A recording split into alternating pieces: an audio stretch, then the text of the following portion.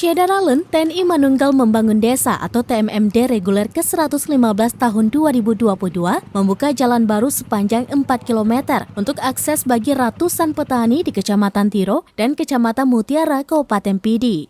Pembukaan TMMD itu dilakukan dalam upacara yang dipimpin PJ Bupati Pidi, Wahyudi Adi Siswanto di lapangan sepak bola Cok Langgang Desa Tringjudo, Kecamatan Tiro pada Selasa 11 Oktober 2022.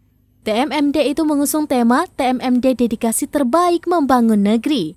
Sebelum berangkat ke lokasi TMMD, pasukan terdiri dari TNI, Polri, dan Satpol PP dilakukan tepung tawar oleh Khatib Masjid Babu Salam Tiro, Tengku Muhammad Dahlan di lapangan sepak bola Desa Tringjudo, Kecamatan Tiro. TMMD tersebut dilaksanakan selama 1 bulan.